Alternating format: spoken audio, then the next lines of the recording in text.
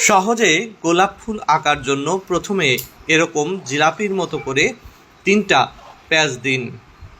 এরপর ডান পাশ থেকে এভাবে লাভের অর্ধেক এঁকে ফেলুন এবং বাম পাশ থেকে বাকি অর্ধেক এঁকে একটা লাভ তৈরি করুন এবং কিছু অংশ বাড়িয়ে একটু লেজের মতো করে দিন। ভেতর থেকে টান দিয়ে প্রত্যেকটা জিলাপির প্যাচকে একটু ফুলের পাপড়িতে রূপান্তর করুন। এবার ডান পাশ থেকে একটা কার্ভ লাইন টেনে ফুলের বডি তৈরি করুন। বাম পাশ থেকে একইভাবে আর একটা লাইন টেনে ফুলটাকে কমপ্লিট করুন। এবার ফুলের বোটা টানার জন্যে স্টারের মতো করে আমরা ফুলের পাতায় যে ছোট পাপড়ি থাকে সেটা এঁকে দিতে হবে। এবার এঁকে দিন একটা স্টিক, 2টো লাইন টেনে দিন নিচ থেকে এভাবে এবং সেখানে কিছু কাটা দিয়ে দিন। আপনারা জানেন গোলাপে কাটা থাকে। সহজে ফলের ঝুড়ি আঁকতে প্রথমে সমান্তরালভাবে উপরে 2টা লাইন দিয়ে ফলের ঝুড়ির মুখের অংশ এঁকে ফেলতে হবে। এরতে কতগুলো দাগ দিয়ে দিতে হবে। এরপরে 2 পাশ থেকে বাঁকা করে নিচের দিকে 2টা দাগ দিয়ে বাঁকা করে আরেকটা লাইন দিয়ে তলা আঁকতে হবে।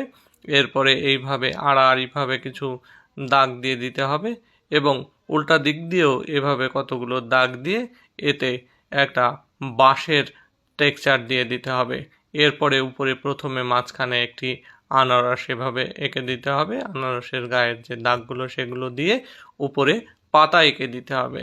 এই পাতাগুলো খুব সহজে এভাবে হয়ে যাবে। পাতার নিচে আরও 2টা দিয়ে দিলাম। এরপর ডান পাশে একটা আপেল খুব সহজে এভাবে এঁকে দিতে হবে এবং বাম পাশে কতগুলো আঙ্গুর এঁকে দিতে হবে। আঙ্গুরের বোটা সহ আঙ্গুর এঁকে দিলে আমাদের হয়ে গেল ফলের ঝুড়ি। সহজে ময়ূর আঁকার জন্য আমার মতো 6 এবং 4 ব্যবহার করে তোমরা এটাই সহজে আঁকতে পারো। এবার 6-এর উপরের অংশে মাথা এবং এর গলাটা এভাবে আঁকতে হবে। এরপরে এর পেছনের দিকে নিচ থেকে একটা লাইন টেনে দিতে হবে, উপর থেকে আর একটা লাইন টেনে দিতে হবে এবং ওর ঠোঁট এঁকে চোখ এঁকে মাথায় জুটি দিয়ে দিতে হবে। এভাবে পিছনের অংশে কিছু লাইন টেনে দিতে হবে।